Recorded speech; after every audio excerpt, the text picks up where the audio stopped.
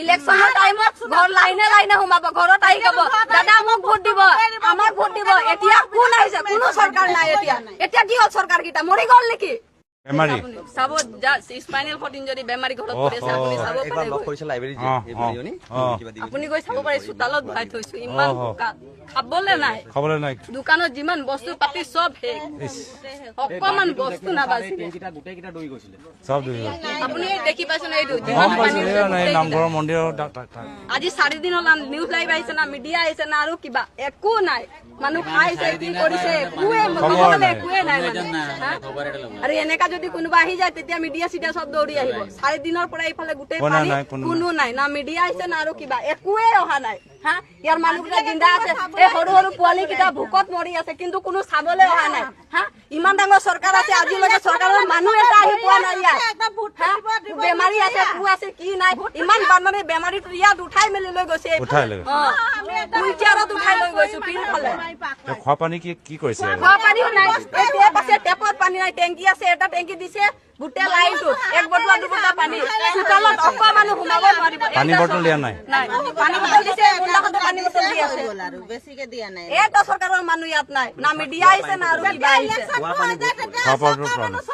ইলেকশনৰ টাইমত ঘৰ লাইনে লাইনে সোমাব, ঘৰত আহি কব দাদা মোক ভোট দিব, আমাক ভোট দিব। এতিয়া কোন আহিছে? কোনো চৰকাৰ নাই। এতিয়া কি হ'ল? চৰকাৰ কেইটা মৰি গ'ল নেকি? চাব স্পাইনেল কৰ্ড ইনজুৰি বেমাৰী ঘৰত পৰিছে, আপুনি চাব পাৰে। আপুনি গৈ চাব পাৰে, চোতালত ভৰাই থৈছো, ইমান খাবলে নাই। দোকানত যিমান বস্তু পাতি চব শেষ, অকমান বস্তু নাবাচি। আপুনি দেখি পাইছে না? এইটো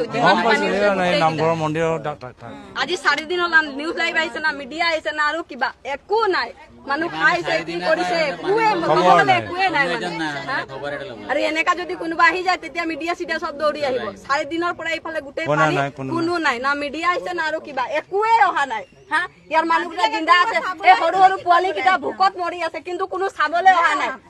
ইমান ডাঙৰ চৰকাৰ আছে, আজিলৈকে চৰকাৰৰ মানুহ এটা আহি পোৱা নাই। ইয়াত বেমাৰী আছে, কু আছে, কি নাই। ইমান বানপানী, বেমাৰীটো ইয়াত উঠাই মেলি লৈ গৈছে, হুইলচেয়াৰত উঠাই লৈ গৈছো। পিছফালে খোৱা পানী কি কৰিছে? খোৱা পানীও নাই, টেপ আছে, টেপত পানী নাই। টেংকি আছে, এটা টেংকি দিছে গোটেই লাইনটোত, 1 বটল 2 বটল পানী। চোতালত অকমান মানুহ সোমাব নোৱাৰিব। পানী বটল দিয়া নাই? পানী বটল দিছে, পানী বটল দি আছে, বেছিকে দিয়া নাই। এটা চৰকাৰৰ মানুহ ইয়াত নাই, না মিডিয়া আহিছে না আৰু কিবা আহিছে। ইলেকশনৰ টাইমত ঘৰ লাইনে লাইনে সোমাব, ঘৰত আহি কব দাদা মোক ভোট দিব, আমাক ভোট দিব। এতিয়া কোন আহিছে? কোনো চৰকাৰ নাই। এতিয়া কি হ'ল? চৰকাৰ কেইটা মৰি গ'ল নেকি? সকলোৱে দেখি আছে আপুনি এই সময়ত কিমানখিনি কষ্ট কৰিছে। আচলতে এজন বিধায়ক হিচাপে নহয়, সকলোৰে মাজৰে এজন হৈ পেলাই আপুনি এবুকু পানীৰে কষ্ট কৰিছে। কিন্তু আমি আপোনাক এটা কথা অনুৰোধ কৰিছোঁ, লগতে আপোনাৰ পৰা এটা সুবিধা বিচাৰিছোঁ। এনেকুৱা কিছুমান ঠাই আছে যি ঠাইত প্ৰশাসনে চিনি নাপায়, বা বিশেষকৈ ধৰক আপুনিও সেই স্থানসমূহ হয়তো চিনি নাপাবও পাৰে, স্বাভাৱিক কথা, একো ডাঙৰ কথা নহয়। কিন্তু আমি সেই জেগাবোৰ চিনি পাওঁ, যিবোৰ ঠাইত আজিলৈকে 4-5 দিনে মানুহে পানী এটোপালো খাবলৈ নাই পোৱা। কিন্তু সেই ঠাইবোৰ অতিশয় দুৰ্গম আৰু বৰ্তমান অৱস্থাটো একেবাৰে বেয়া। গতিকে আমাক কেইখনমান নাৱৰ প্ৰয়োজন। মই আজি গধূলিৰ পৰা মই সাংবাদিকসকলৰ হাতত 4খন কাঠৰ নাও, মই 15খনমান নাও দিচাংমুখৰ পৰা আনি কামত লগাই আছোঁ। আপোনালোকৰ হাতত 4খন কাঠৰ নাও য'ত য'ত লাগে মোক কৈ দিব, সেই ঠাইত আমি গাড়ীৰে নি নমাই দিম, লগত নাৱৰীয়া থাকিব। সেইটো নাওখিনি দি দিম, 1 নম্বৰ কথা। 2 নম্বৰ, তাৰ কাৰণে লগত যদি আপোনালোকক পানী আৰু ৰেচন লাগে সেইখিনিও দি দিম। যদি মহিলাৰ কাৰণে চেনিটেৰী পেড লাগে, মই চেনিটেৰী পেড অলপ আজি হোলচেলক কৈছোঁ, আজি ৰাতিৰ ভিতৰত দিম বুলি কৈছে। ঔষধ যি লাগে আপোনালোকে মোক কৈ দিব, চব দি দিম, আপোনালোকৰ হাতত দি দিম। য'ত সঁচাকৈ ঢুকি পোৱাগৈ নাই, আপোনালোকে সাংবাদিকসকলে সাংবাদিকতা কৰিবলৈ যাওঁতে যদি অকণমান সহায় কৰি থৈ আহে, সেইটো আৰু বেছি ভাল হ'ব। সাংবাদিকো মানুহ, গতিকে আপোনালোকে ইমান ধুনীয়া এটা মানৱতাৰ আঁচনি লোৱাৰ, যিমান মানে ৰেচন পাতি, চাউল, আপোনাৰ দালি, যিমান পানী লাগে, মই সেইখিনি আপোনালোকক দৰৱ পাতি, চেনিটেৰী পেড চববিলাক মই দিম। মই গাখীৰ আৰু চেৰেলেক যি দিব পাৰোঁ আপোনালোকৰ হাতত দি পঠিয়াম। মানে চৰকাৰৰ পৰা পশুধনৰ উলিয়াবলৈ চেষ্টা কৰি আছোঁ, পশুৰ কাৰণে খাদ্য। কিন্তু এতিয়ালৈকে দিয়া নাই ক'তো। মই আজি চিফ মিনিষ্টাৰক এতিয়া ফোন কৰি ক'ম আৰু মই মন্ত্ৰীৰ লগতো পাতিম, ব্যৱস্থা কৰিম। যদি 60 মানুহ আছে 15 বছৰ বেগ হৈ গ'ল তাতে আৰু এই ঘৰখন মানে আপুনি আটাইতকৈ ডাঙৰ প্ৰশ্নটো কৰিছে যে মানে আপুনি আটাইতকৈ ডাঙৰ প্ৰশ্নটো কৰিছে যে এইবিলাক হ'ল অকল ৰেস্কিউ অপাৰেশ্যন, ৰিলিফ অপাৰেশ্যন। আমি এতিয়া বিপদত পৰা মানুহবিলাকক অকণ সহায় কৰিছোঁ, কিন্তু এটা এটা পৰিয়ালৰ গোটেই জীৱনটো ধ্বংস হৈ গ'ল। জীৱনটো যোৱা 100 বছৰত গোটেই 4টা প্ৰজন্মই কৰা যিটো উপাৰ্জন, সেই উপাৰ্জনটো এদিনত শেষ হৈ গ'ল। এদিনত গোটেই ধ্বংস হৈ গ'ল গোটেই ঘৰখন। গতিকে এতিয়া চৰকাৰী নিয়ম মতে 6,000, 12,000, 20,000 এনেকৈ ক্ষতিপূৰণ দিয়ে। ইয়াত 6,000, 10,000 ক্ষতিপূৰণ দি একো লাভ নহ'ব। সেইকাৰণে মই অসমৰ মুখ্যমন্ত্ৰীক বাৰম্বাৰ কৈ আছোঁ যে এইবাৰ NDRFৰ ৰুল বদলাই হ'লেও এইবাৰ ৰিলিফ মেটেৰিয়েলৰ ৰুল বদলাই হ'লেও সম্পূৰ্ণৰূপে এইবাৰ প্ৰত্যেকটো পৰিয়ালক আমাৰ শিৱসাগৰৰ উজনি অসমৰ খিলঞ্জীয়া মানুহ, একজনো সন্দেহযুক্ত মানুহ নাই, 100% খিলঞ্জীয়া আৰু অসমৰ আটাইতকৈ ধনী আৰু মধ্যবিত্ত শ্ৰেণীৰ মানুহখিনি ইয়াত আছে। সেই মানুহখিনিৰ কঁকাল এইবাৰ প্ৰলয়টোৱে ভাঙি থৈ গ'ল। এই যে কঁকাল ভাঙি থৈ গ'ল, প্ৰত্যেকটো পৰিয়ালক মিনিমাম মোৰ মতে 10 লাখকৈ টকা দিব লাগে। মিনিমাম মোৰ মতে 10 লাখকৈ টকা দিয়াৰ ব্যৱস্থা কৰিব লাগে। কিন্তু সেইটো কৰিব ষ্টেট গভৰ্ণমেণ্টে নোৱাৰে, পইচা নাই।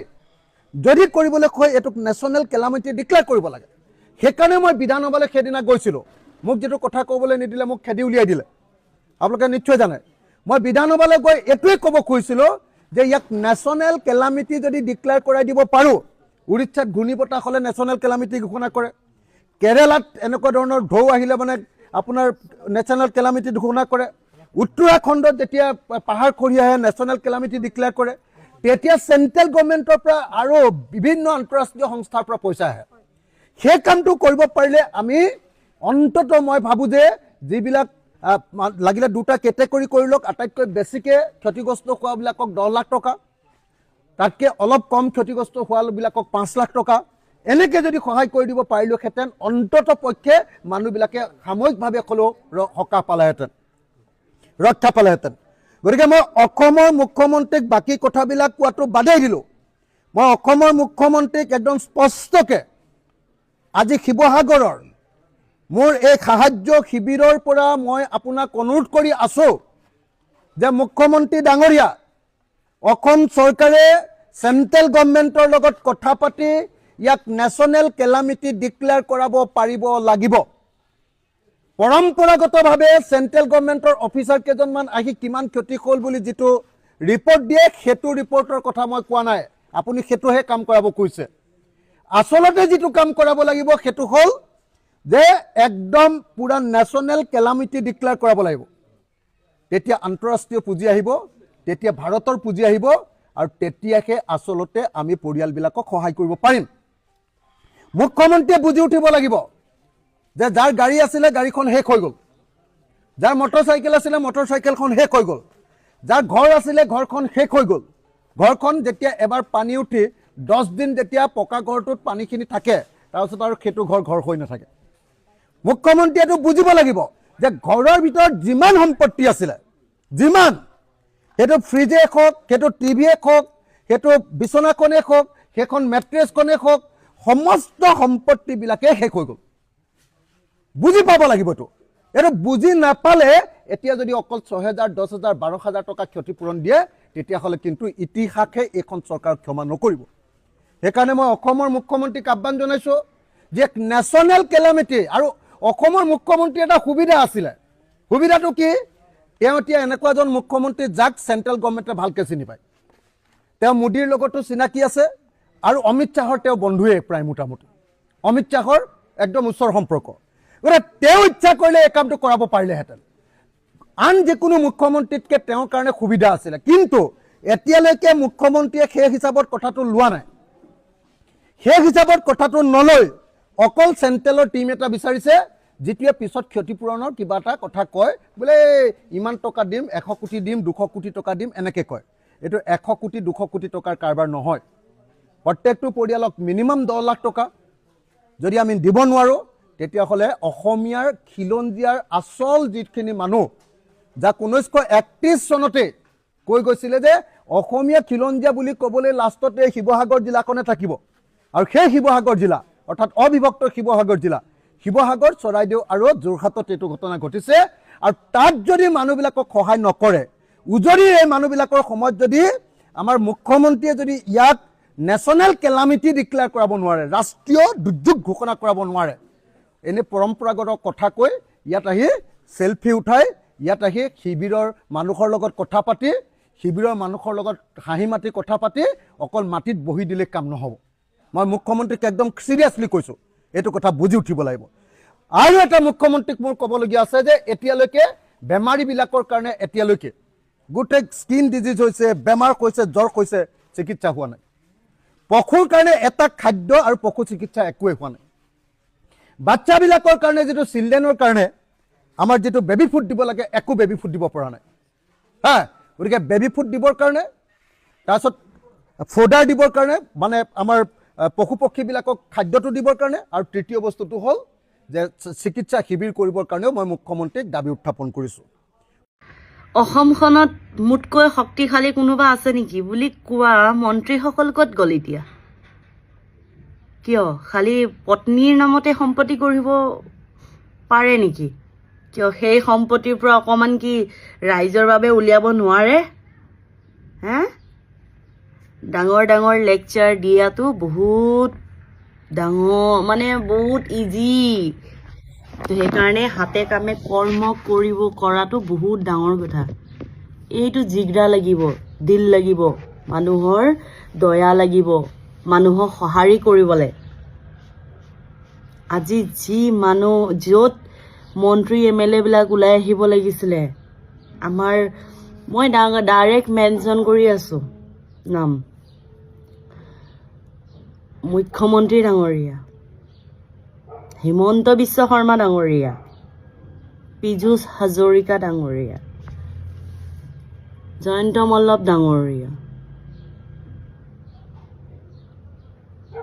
পত্নী ৰিণিকী ভূঞা ডাঙৰীয়ানী আৰু আইমী বৰুৱা ডাঙৰীয়ানীৰ কথা কৈ আছো দেই কিয় আপোনালোকৰ বেয়া লগা নাই একেবাৰে কিয় আপোনালোকৰ সমষ্টিত হ'লেহে পীযুষ হাজৰিকা ডাঙৰীয়াক কৈ আছো আপোনাৰ সমষ্টিত হ'লেহে কি আপুনি বান সাহায্যৰ কাৰণে আগবাঢ়ি গ'লেহেঁতেন নেকি কিয় আপোনালোকৰ দায়িত্ব নহয় দুখীয়া মানুহে কিছুমানে যে নিজে নাখাই লোকক খুৱাব গৈছে আপোনালোকৰ দায়িত্ব নহয় ডাঙৰ ডাঙৰ লেকচাৰ দিয়াবিলাক ক'ত আপোনালোকেচোন বহুত ডাঙৰ ডাঙৰ লেকচাৰ দিয়ে তাতে আকৌ মুখ্যমন্ত্ৰী ডাঙৰীয়াই কি কৈছে পুৰণা কাপোৰবিলাক নিদি পেলাই নতুন কাপোৰ দিবলৈ দিছে হেৰ' যোনে যিটো পাৰিছে সেইটোকে দিছে আপুনি আকৌ তাত জ্ঞান দিব দৰকাৰ নাই নহয় আপুনি পাৰিছে আপুনি দিয়ক আপুনি আপোনাৰ ইমান সম্পত্তি আপুনি ভাবিছে নেকি মৰিলে আপুনি একেবাৰে লগত লৈ যাম বুলি সেইটো কাৰণে আমি কৈ আছিলোঁ কেইদিনমানৰ আগত আমাৰ জুবিন দা যদি এতিয়া হোৱা হ'লে পুৰা সম্পত্তিয়ে নিছাৱাৰ কৰি দিলে হয় এনেকুৱা পৰিস্থিতিত টেমা টুকুলা লৈ পেলাই বস্তু বিলাবলৈ চেষ্টা কৰিলে হয় কিন্তু আপোনাৰ সেইবোৰ জিগৰা নাই মুখ্যমন্ত্ৰী ডাঙৰীয়া আপোনাৰ একেবাৰে নাই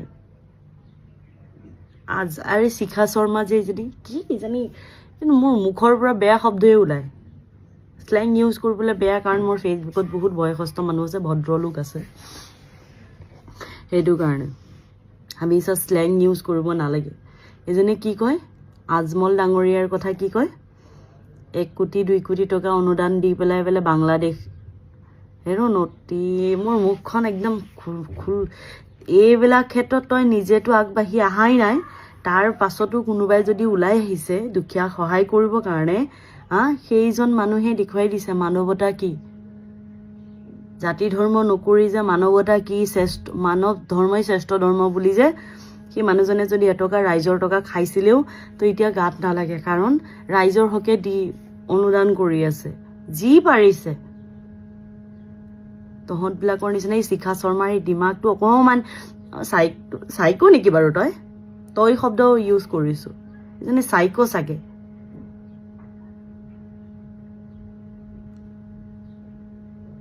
তহঁতবিলাকৰ ন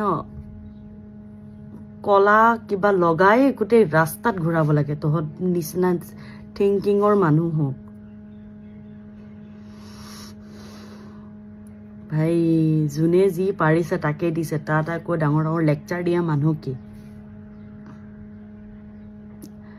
চাগে মই অসমত থকা হ'লে চাগে ময়ো গ'লো হয় বাট অসমত থাকিব নাইতো সেইটো কাৰণে ইমান দূৰৰ পৰা যোৱাটো সম্ভৱো নহয় কাৰণ আমিও ইমান ভাল ঘৰৰ মানে পৰিস্থিতিৰ ঘৰৰ মানুহ নহয় যেনে তেনে আমিও খাই থকা হ'লেও যি পাৰিছোঁ দিয়া হৈছে তাত চব নকৰোঁ কাকো দিছোঁ বুলি বাছ ইমানেই ক'ম হেল্ল' বন্ধুসকল ভালে আছে চাগে অৱশেষত এডুকেশ্যন মিনিষ্টাৰে পদত্যাগ কৰিলে বাৰু গোটেই যোনটো আন্দোলন আছিলে এইটো সফল হ'ল তেওঁলোকৰ অবজেক্টিভ যোনটো আছিলে যোনটো তেওঁলোকৰ মানে উদ্দেশ্য আছিলে সেইটো সফল হৈছে গোটেইকেইটা চৰ্ত মানি লৈছে ধৰ্মেন্দ্ৰ প্ৰধানে ৰিজাইন দিছে খুব ভাল কথা নহ'লে অশান্তি হ'লহেঁতেন কালি কৈছিলোঁ বহুতে মোক গালি দিছিল বহুতে গালি দিছে বেয়া বেয়াকৈ তলত লিখিছিলে মই কালি এটা ভিডিঅ' দিছিলোঁ আজি ৰিজাইন দিব বুলি কোনো বিশ্বাসেই কৰা নাছিল আচলতে পৰিৱেশ পৰিস্থিতিটো চাই তেওঁলোক বাধ্য হৈ গৈছিলে কাৰণ কি হ'ব তেওঁলোকে গম পাইছে ৰিজাল্টটো আৰু ইয়াৰ জৰিয়তে এটা কথা আমি মন কৰিব লাগে যে যোনটো ধৰ্মীয় যোনটো মেৰুকৰণৰ যোনটো ৰাজনীতি চলি আছিলে এই আন্দোলনটোৱে কিন্তু সেইটো নচ্ছাত কৰি দিলে সম্পূৰ্ণৰূপে এটা জাতি ধৰ্ম বৰ্ণ নিৰ্বিশেষে সকলোৱে ল'ৰা ছোৱালীবোৰে প্ৰতিবাদ কৰিছে আৰু ভৱিষ্যতেও কোনো ধৰণৰ আন্দোলন হওক যি হওক তাত যাতে সেই ধৰ্মীয় বিষবাষ্প সোমাব নোৱাৰে সেইটো সকলো লোকেই মন কৰা উচিত আৰু যোনটো নেৰেটিভ বনাবলৈ চেষ্টা কৰা হৈছিলে যে একাংশ ভক্তই খুব আপডেট দি আছে এইটো পাকিস্তানী ফাণ্ডেড এইটো মানে ফৰেন ফাণ্ডিং আজিতো মিনিষ্টাৰ এক্সটাৰ্নেল এফেয়াৰ্ছে দেখোন কৈ দিলে ফৰেন মিনিষ্ট্ৰীয়ে দেখোন কৈ দিলে যে এইটোতো আমাৰ হাতত কোনো তেনেকুৱা তথ্য নাই বাহিৰৰ পৰা তেনেকুৱা ফাণ্ডিং হৈছে বুলি গতিকে এইটো যোনটো এওঁলোকৰ যোনটো মানে বেয়া মানসিকতা তেওঁলোকেহে মানে হেৰি মানে দেশৰ নাগৰিক বাকীবোৰ চব তেওঁলোকৰ আইডিঅলজি ফ'ল' নকৰাবোৰ দেশৰ নাগৰিক নহয় এইটো তেওঁলোকৰ যোনটো মানসিকতা তেওঁলোকে চেঞ্জ হ'ব তেওঁলোক নিজেই চেঞ্জ হ'ব কাৰণ যি হাৰত আপোনাৰ কুদানকুলাম যোনটো আপোনাৰ নিউক্লিয়াৰ ৰিয়েক্টৰ আছিলে নিউক্লিয়াৰ পাৱাৰ প্লেণ্ট আছিলে তাৰে যিমান সোপা মানে গোপন নথিপত্ৰ প্ৰাইভেটাইজেশ্যন কৰাৰ ফলত লিক হৈছে বা ইছৰোৰ সেই 100জন বিজ্ঞানীয়ে ৰিজাইন দিয়াটো প্ৰাইভেটাইজেশ্যনৰ কাৰণে এইবোৰ যোনবোৰ কাৰবাৰ আৰু প্ৰাইচ ৰাইজ বস্তুৰ দাম ইমান বেয়া ধৰণে বাঢ়িছে গোটেই business world down business community বহুত ডাউন এওঁলোকৰ কৰ্মকাণ্ডৰ কাৰণে দিনে ৰাতিয়ে টোল টেক্স বঢ়াইছে এইবোৰৰ ওপৰত জনসাধাৰণ জাগ্ৰত হ'ব লাগে ধৰ্মৰ নামত ৰাজনীতি হ'ব নালাগে ধৰ্মটো ব্যক্তিগত বস্তু ব্যক্তিগত বিষয়বস্তু ধৰ্মটো কমপ্লিটলি পাৰ্চনেল বস্তু আৰু আমাৰ সংবিধানত এনেকুৱাও নিয়ম আছে যে ছাপ'জ কোনোবা যদি বেলেগ ধৰ্মৰ এজন মানুহে এজনী ছোৱালী বেলেগ ধৰ্মৰ বিয়া কৰে আনকি ইমানেই উদাৰ আমাৰ সংবিধানখন দুইগৰাকীয়ে নিজৰ ধৰ্ম পালন কৰি থাকিব পাৰে এনেকুৱা কোনো বাউণ্ড নাই কি ধৰ্মান্তৰণ হ'ব লাগিব মুছলিমে হিন্দুক বিয়া কৰালে সেই মুছলিম হিন্দুটো মুছলিম হৈ যাব লাগিব বা হিন্দুৱে মুছলিমক বিয়া কৰালে মুছলিমগৰাকী হিন্দু হৈ যায় তেনেকুৱা কোনো কথা নাই হ'লেও সংবিধানত প্ৰভিজন আছে কি নিজৰ ধৰ্ম পালন কৰি থাকিব পাৰে গতিকে ধৰ্মটো একান্ত ব্যক্তিগত বিষয় ধৰ্মক লৈ পেলাই ৰাজনীতি হ'ব নালাগে শিক্ষাক লৈ ৰাজনীতি হ'ব লাগে বিজ্ঞানক লৈ ৰাজনীতি হ'ব লাগে চৰকাৰী স্কুলবোৰক লৈ পেলাই পজিটিভ ৰাজনীতি হ'ব লাগে স্কুলবোৰ যাতে আপগ্ৰেড কৰিব পৰা যায় ব্যক্তিগত ঘণ্টক যাতে ডিছকাৰেজ কৰিব পৰা যায় বিশেষকৈ এডুকেশ্যনৰ ফিল্ডখনত চৰকাৰৰ সৎ ইচ্ছা থাকিলে এইবোৰ পচিবল গতিকে আজিৰ যোনটো মানে ষ্টুডেণ্টসকলৰ ওচৰত নতশিৰ কৰি পেলাই তেখেতে মানে ৰিজাইন দিব লগা হ'ল তাৰ বাবে বিজেপি গভৰ্ণমেণ্টৰ শুভ মানে বুদ্ধি খেলালে নহ'লে বিনাশকালে বিপৰীত বুদ্ধি হ'লহেঁতেন সেইটো খুব ভাল বিষয় গতিকে বৰ বেছি নকওঁ কিন্তু সেই যিকেইজনে মানে আমাৰ অৰ্ণৱ কাইতি ৰুবিকা বাইদেউ অঞ্জনা বাইদেউ তাৰপিছত চিত্ৰা বাইদেউ ৰজত শৰ্মা আংকুল ৰজত শৰ্মা খুৰা তেখেতসকলে যি ধৰণৰ ফৰেন ফাণ্ডিং কৈ এইবোৰ কিবা কিবি বিচলিত কৰিব বিচাৰিছিলে কামত নিদিলে আৰু এই চেনেলবোৰ আচলতে ৰাইজে চোৱা উচিত নহয় এই যোনবোৰ প্ৰপাগেণ্ডা চেনেল এইবোৰ ৰাইজে চোৱা উচিত নহয়, একেবাৰেই চাব নালাগে। কাৰণ আৰু কি হৈছে এই মোৰ মতে এনেকুৱা লাগে কি এই চেনেলবোৰ মানে চাবৰ কাৰণে একচুৱেলি একাংশ অলপ এজেড মানুহ যিসকলে মোবাইল ইউজ কৰিব নাজানে দে আৰ বাউণ্ড, তেওঁলোকে চাবলৈ বাধ্য এই চেনেলবোৰ, সেইটো কাৰণেহে চলি আছে। নহ'লে কিন্তু এই চেনেলবোৰ কেতিয়াও নচলে। আৰু চেনেলবোৰক কোনো গুৰুত্ব দিব নালাগে, এওঁলোকৰ নিউজ প্ৰপাগেণ্ডাক কোনো গুৰুত্ব দিব নালাগে। ভাল কাম কৰক, চবেই ভাল কাম কৰক, যোনে ভাল কাম কৰিব সিয়ে থাকিব, কথাবোৰ তেনেকুৱা। অহংকাৰী মন্ত্ৰী ধৰ্মেন্দ্ৰ প্ৰধান নামৰ মানুহগৰাকীৰ পদত্যাগৰ পাছত এইবাৰ ইথানল কেলেংকাৰী কৰা নীতিন গাডকাৰী নামৰ মানুহগৰাকীৰ মন্ত্ৰীগৰাকী পদত্যাগ বিচাৰিব লাগে। 105 টকাৰ পৰা 110 টকাত সকলোৱে পেট্ৰল বৰ্তমানো কিনি আছে, যি পেট্ৰল সকলোৱে 70 পৰা 72 টকাৰ ভিতৰত পাব লাগে। কাৰণ ক্ৰুড অইলৰ দাম গোটেই বিশ্বৰ তেলৰ বজাৰত বৰ্তমান কমি গৈছে আৰু সেই হিচাপত 70 পৰা 72 টকাত পাবলগীয়া তেল জনসাধাৰণে এতিয়াও 105 পৰা 110 টকাত ক্ৰয় কৰি আছে। আৰু ইথানল মিহলিযুক্ত তেল, আৰু সেই ইথানল মিহলি কৰাৰ পাছত ভাৰতবৰ্ষৰ লাখ লাখ বাহনৰ যি অৱস্থা এই মানুহজনে কৰি পেলাইছে নিজৰ পুত্ৰ মুহত পৰি, পুত্ৰ দুগৰাকীক লাভান্বিত কৰাৰ কাৰণে। গতিকে ইথানল কেলেংকাৰীত যিগৰাকী মন্ত্ৰী জড়িত নীতিন গাডকাৰী, এই মানুহগৰাকীৰ পদত্যাগ সকলোৱে বিচাৰিব লাগে। আৰু পেট্ৰলৰ দাম যিহেতু ক্ৰুড অইলৰ দাম কমিছে, গতিকে ইথানল মিহলি কৰা পেট্ৰলৰ দাম 70 পৰা 72 টকা হ'ব লাগে বুলি আমি চৰকাৰৰ ওচৰত দাবী জনাইছোঁ। দিছপুৰৰ বৰঘৰত মৌলানা বদৰুদ্দিন আজমল সোমালে অসমখন শেষ হৈ যাব বুলি কোৱাসকলৰ বাবে এই ভিডিঅ'টো হ'বই নালাগে। তেওঁক চিৰিয়াছলি ল'ব লাগে, অসমৰ ৰাইজে চিৰিয়াছলি ল'ব লাগে। যদি আজমলক চিৰিয়াছলি নলয় তেতিয়াহ'লে আমাৰ সভ্যতা সংস্কৃতি সকলো শেষ হৈ যাব। যি কাম কৰিব লাগিছিল বিজেপি চৰকাৰৰ মন্ত্ৰী বিধায়কে সেই কাম কৰি দেখুৱাইছে এবাৰ মৌলানা বদৰুদ্দিন আজমল। গোটেই ভাৰতবৰ্ষৰ পৰা গোটেই অসমৰ মানুহ কৰিব লাগিব বলিয়া বানত ককবকাই আছিল অসমৰ গৌৰৱ ভোগেশ্বৰ বৰুৱাৰ পৰিয়াল। যিহেতু উল্লেখ কৰিব লাগিব অৰ্জুন ভোগেশ্বৰ বৰুৱা বৰ্তমান অসুস্থ আৰু অৰ্জুন ভোগেশ্বৰ বৰুৱাৰ পৰিয়ালক এবাৰ সাক্ষাৎ কৰিছে মৌলানা বদৰুদ্দিন আজমলে। সুদক্ষ খেলুৱৈগৰাকীক প্ৰদান কৰিছে 1 লাখ কোটি টকা। গোটেই ভাৰতবৰ্ষৰ পৰা গোটেই অসমৰ মানুহৰ পৰা সন্মান জনাই 1 লাখ টকা দিলোঁ আপোনাক। লগতে মৌলানা বদৰুদ্দিন আজমলে মন্তব্য প্ৰকাশ কৰিছে যে প্ৰয়োজনত আৰু অধিক সহায় কৰিব মৌলানা বদৰুদ্দিন আজমল। যিগৰাকী মৌলানা বদৰুদ্দিন আজমলক বিজেপিয়ে অসমীয়া বিৰোধী মিয়াৰ ৰক্ষক বুলি বাৰে বাৰে আখ্যা দিয়ে, সেইগৰাকী বদৰুদ্দিন আজমলে এইবাৰ উজনিৰ যিসমূহ বানাক্ৰান্ত ৰাইজ আছে সেইসমূহৰ ওচৰত ত্ৰাণকৰ্তাৰ ৰূপত থিয় দিছে।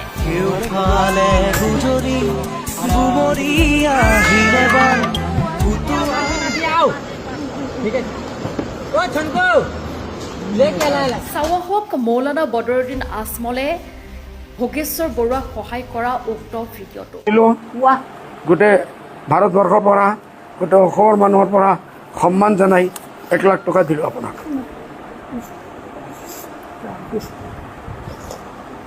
আমি আহোঁ বহুত দূৰে যাম না। ভিডিঅ'টো ভাইৰেল হৈ পৰাৰ পাছত ইতিমধ্যে বহু লোকে মৌলানা বদৰুদ্দিন আজমলক প্ৰশংসা কৰা পৰিলক্ষিত হৈছে। আমাৰ অসমৰ মন্ত্ৰী MLA গীটাৰ লাজ চৰম বোলা বস্তুটো আছে নে নাই? আপোনালোকে অসমৰ ৰাইজৰ পইচা দিয়ে চলি আছে। এতিয়া যেতিয়া শিৱসাগৰ, যোৰহাট, টিয়কত যেতিয়া ৰাইজৰ অসুবিধা হৈ আছে কিন্তু আপোনালোকে লুকাই আছে। এজনো মই মন্ত্ৰী MLA দেখা নাই এতিয়ালৈ, অখিল গগৈ বাহিৰে, কাৰণ অখিল গগৈ নিজৰ জেগাত হৈ আছে, অখিল গগৈ থাকিবই লাগিব। কিন্তু বাকীবোৰ যিমান মন্ত্ৰী MLA আছে আপোনালোক ক'ত আছে? আপোনালোকৰ কি ইমানখিনিও টকা নাই নেকি যে আপোনালোকে এই যে ৰাইজৰ যে অসুবিধা হৈ আছে, এই যে ফ্লাড যে ৰিলিফ দিব পাৰে আপোনালোকে, এইটো আপোনালোকৰ মাথাত অহা নাই নেকি যে আমি ফ্লাড ৰিলিফ দিওঁ? আমি ইমান প্ৰপাৰ্টি কৰিছো ৰাইজৰ টকাৰে, কিন্তু এতিয়া ৰাইজৰ বিপদত আমি অলপ টকাও দিব নোৱাৰো নেকি? এইটো বস্তু কিন্তু আপোনালোকে আপোনালোকৰ মগজত আনিব লাগে। বাকী আমাৰ অসমৰ ৰাইজে কি ভাবে ইয়াতে কমেন্ট কৰি জনাব। মই যদি কিবা ভুল কৈছো মোক ক্ষমা কৰিব। জয় আই অসম। एक अजीब सा फीलिंग हो रहा है, आई डोंट नो कैसा फील हो रहा है कि धर्मेंद्र प्रधान का रेजिग्नेशन जो लास्ट 1 महीने से हमारे कानों में गूंज रही थी कि हमारी एक ही मांग है धर्मेंद्र प्रधान का रेजिग्नेशन। किसी भी हालत में धर्मेंद्र प्रधान रेजिग्नेशन नहीं करने के लिए राजी हो रहे हैं ऐसा बताया गया था, लेकिन finally this is the day and this is the victory of every person.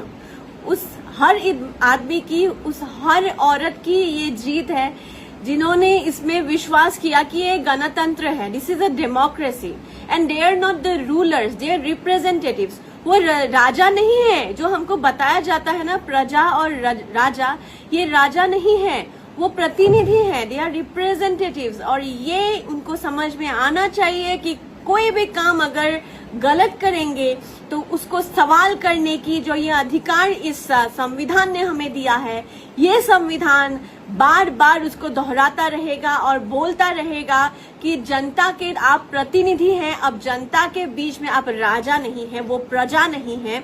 उन्होंने आपको बनाया है, this is the government for the people, of the people and by the people. This is a damn democracy and this is the biggest democracy of the country. नमस्कार, मैं हूँ प्रीति प्रियदर्शनी और मैं असम से हूँ और इस देश की एक बहुत ही आम नागरिक हूँ, लेकिन एक सशक्त वोटर। और एक वोटर होने के नाते आज ये खुशी महसूस हो रही है कि असम से एक ऐसे डिजिटल मीडिया, हम बोल सकते हैं सिर्फ एक ही डिजिटल मीडिया यहाँ से गई हुई थी वहां पे ये प्रोटेस्ट कवर करने के लिए। इसीलिए ज्यादा अच्छा लग रहा है कि ये जो सारा कुछ एक एक छोटा छोटा बात में हमको लड़ाई करना पड़ा अपने परिस्थितियों से, उन हर परिस्थिति की आज जीत हुई है। जिस तरह से हम वहां जाके पहुंचे बिल्कुल अकेले, एक कैमरा लेके हम आप लोगों के बीच में आए, आप लोगों के हर किसी ने मुझे इतना ज्यादा हेल्प किया है। हर उन हंगर स्ट्राइक में बैठे हुए लोगों को हम नमस्कार और धन्यवाद बोलना चाहते हैं। आप लोगों की जीत है ये आप लोगों की जीत है। ये उस लड़के की जीत है जो जम्मू से पैदल आया था, जो जम्मू से पैदल आके पाँव में उसके खून निकल रहे थे और हमने उनको पूछा था कि आप छात्र हैं? वो बोले थे हम छात्र नहीं हैं क्योंकि हमारे गांव में तो कॉलेज ही नहीं था। कॉलेज नहीं है, हम छात्र नहीं हैं, हम सिर्फ अपने स्कूल तक ही पढ़ाई किए हैं। लेकिन उसी मुद्दे पे हम वहां से यहाँ तक पैदल आए हैं क्योंकि हमारा भविष्य ठीक नहीं है। उसको ठीक करने की जो ये अकाउंटेबिलिटी है ये इन लोगों को लेना पड़ेगा। और ये वो पूंछ एरिया से था, तो ऐसे हर किसी की जो कहानी है, जो एक बंदा आया था दुबई में वो जॉब कर रहा था, अपना दुबई का जो नौकरी है वो छोड़ के आया था यहाँ पे क्योंकि सिस्टम पे सुधार चाहता था। ये उन हर अभिभावक के लिए है जिन्होंने अपने बच्चे की भविष्य के लिए वहां जाके हंगर स्ट्राइक पे बैठा, वहां जाके उन्होंने नारा लगाया। जब उनको पता नहीं, ऐसे बहुत सारे महिलाएं, बहुत सारे अभिभावक माँ बहुत ऐसे माँ मिले हमको जो अपने बच्चों के लिए वहां पे नारा लगा के बैठे हुए थे। क्या जरूरत था? देखा जाए तो उनको कोई जरूरत नहीं था। जो भी देश में चल रहा है चलने देते, उनको क्या जाता। लेकिन आज ये धर्मेंद्र प्रधान के रेजिग्नेशन डेफिनेटली ये उनकी, हर उस आदमी की, हर उस औरत की, हर उस अभिभावक की, हर उस छात्र की, हर उस बच्चे की जीत है, हर उस रिपोर्टर की जीत है जो मेन स्ट्रीम मीडिया ने जिस प्रोटेस्ट को बैन किया था, जिस प्रोटेस्ट को नहीं दिखाने की, उसकी एक अलग तस्वीर दिखाने की कसम खाई थी, वहां उन सबको नकार के वहां पहुंच के दिन रात एक करके लाखों की भीड़ की जो तादाद, जिसे लाखों के तादाद में जो भीड़ आया था, उस भीड़ के बीच में रुक के वहां लाठी का उनको आक्रमण सहना पड़ा, उनको टीयर गैस शेल्स सहने पड़े। उस भीड़ के बीच में एक मोबाइल लेके, एक हाथ में बूम लेके वो लोग खड़े थे। मेरे जैसे हर उस संवाददाता को, हर उस पत्रकार को, हर उस जर्नलिस्ट को मेरा सलाम या आपकी भी जय है। This is a win of all of is in it together. ये उनकी भी जीत है जो वहां भले ही नहीं जा पाए, लेकिन घर पे बैठे, घर पे सोते वक्त उन्होंने बार बार किसी को बोलने की कोशिश की कि बच्चों के लिए कुछ भेजना है, उनको कुछ खाने पीने की सामान देना है। वो हर आदमी का ये जीत है, वो हर किसी का जीत है जो रात को सो नहीं पाया था जब पुलिस ने वहां पे बच्चों पे लाठी चार्ज करवाया था। ये हर उन आदमी की, हर उस औरत की जीत है, हर उस युवा की जीत है जिन्होंने बीजेपी के आईटी सेल की जो एक आर्मी होती है उन लोगों की, जो आर्मी सिर्फ दहशत फैलाता है, उस दहशत को उन्होंने नकारा, उस दहशत के खिलाफ उन्होंने लड़ाई की, घर पे बैठे ही सही। लेकिन उन आईटी सेल्स को ये साफ साफ बता दिया कि वहां का हालात, वहां पे एंटी नेशनलिस्ट नहीं है। यह आपकी भी जीत है।